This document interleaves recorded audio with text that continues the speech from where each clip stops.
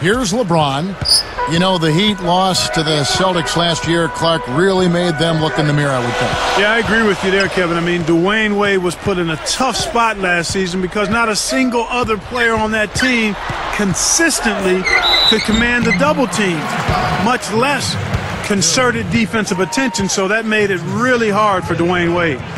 On the court right now, second quarter starting for the Suns. Robin Lopez out there with Hill. Then it's Nash. Then there's Channing Frye and Dudley.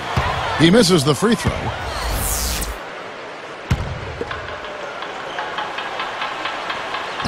Good on the second free throw. Here's Nash. Not on the scoreboard yet. The need to get Wade some help. That was really exposed, I think, in the playoffs against the Celtics. Yeah, it was clearly obvious, Kevin. I mean, you've got to have another guy that can produce points consistently in that mid-teen to above range. And, you know, Boston with his defense, one player will not beat the Boston Celtics defense. I mean, that's been proven. They're too good defensively. You've got to have multiple ways to attack that stalwart defense. Clark, a lot of success for the Suns against the East last season, 19-11 against the other conference. A lot of that could be a style of play thing. I mean, more East teams kind of want to slow up the pace and can really be thrown off balance by what the Suns like to do, which is high-octane, entertaining, effective offense. Jason Richardson, he's checked in for the Suns. And that trip coming up empty, missing both. The Suns trailing. Nash outside. Lopez against Haslam. Wade against Nash. Just 3 to shoot. Over Miller. Richardson, no luck. And Clark, you mentioned this, the run and gun style has been such a part of the Suns for the past couple of years. Do you ever think they'll ever get away from it anytime soon? Well, I don't think so. Not as long as Steve Nash is there. True. You know, but beyond that, who knows? I mean, even after Nash leaves, the fans have grown accustomed to that style, and they really like it. It's about your personnel, but Nash makes that offense go. It is fun to watch. It's Boy, he knows how to polish off those dunks, doesn't he? What tremendous skill he's got, Clark. We see it on a nightly basis. And it's a pleasure. Here's LeBron. About 4.5 minutes left in the second. Goes up. That's good for Miller. The assist by LeBron. Miller's got 7 points. Good job of leading his man right to the rim for the bucket. Wade against Nash. Wade is covering. Back to Nash. Let's go with the 3. Haslam gets the board inside. He's really lacking in confidence out there. 0 field goals made so far in this game. LeBron outside. Back to Wade. The shot no good. And Phoenix will take it the other way. It's stolen by Wade. Here's Miller. He has 7. And here's Wade. It's dumped off. Outside Anthony.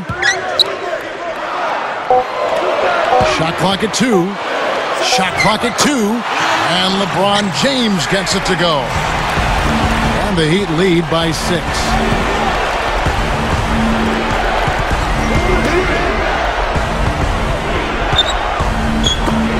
And here's Nash outside. That doesn't go either for Nash.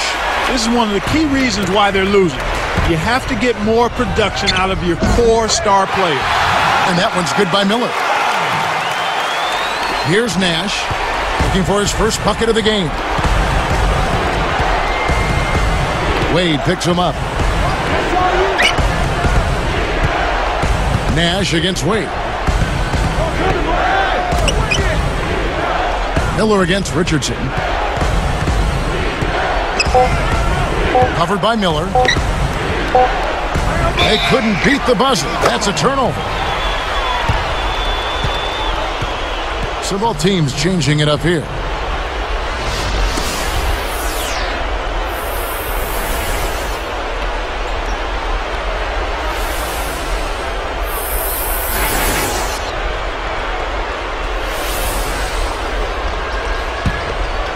Here's Miller. 8-point game.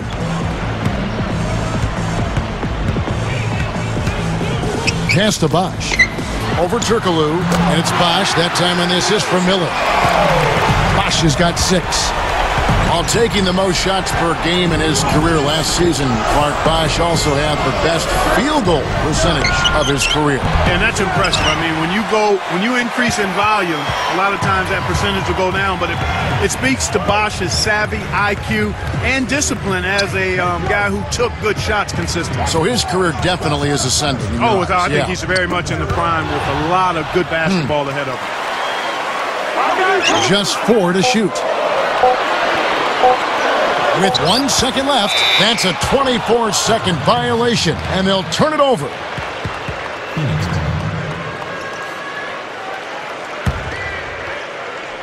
So it's Phoenix now. It's a 10-point game. Here's Turkoglu. Gets the whistle, and he'll go to the line. Back to Bosch. He really was counted on a lot last season by that Toronto team. Without question, Kevin, when you have his kind of ability and personality, you automatically become a go-to guy, and I think he's handled it well throughout his career so far. Hedo Turkoglu had a big playoffs for the Magic a couple seasons ago, and he parlayed that, Clark, into a very nice contract with Toronto. Yeah, he sure did. He was able to cash in while the cashing was hot, if you will. He's a terrific player, an excellent playmaker at his sides, good ball handler and passer. His career numbers, though, say he's a quality starter, but not necessarily a star that can carry a team, and I think that showed itself a little bit in Toronto. And here are the Suns now, trailing by 10. Richardson with it. Puts the move on. And 2 free throws coming up as the whistle blows. He barely missed that one. That one is on Ilgauskas. Tough interior defense means not allowing easy baskets. Good foul. The first free throw is good. Udonis Haslem, he's checked in for the Heat. Chalmers comes in for Dwayne Wade. And then for Phoenix, Robin Lopez is checked in for Jared Dudley. No good on the second free throw. They're much more aggressive than in the first quarter. They're getting to the line a lot more, which to me is always an indication of being the aggressor. Baseline jumper. Kept alive. Now Haslem. A second chance effort. And laid in. Nice play. And the Heat lead by 11. After getting off to a decent start in the first quarter, they've really picked it up here in the second. They're shooting 60% from the field. Knocked loose.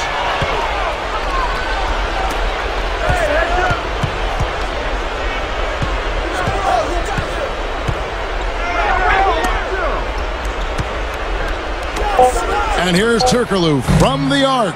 It's good. Turkoglu's got 7 points in the game. And there he goes. He didn't get a 3 in the first, but starting to look for it here. And the first half is now in the books. Well, Mike Miller in this one, he has 11 points, and you can add 1 3-pointer to his stat line also. He's been putting it up, and it's been going down 100% from the floor. Heat lead by 8.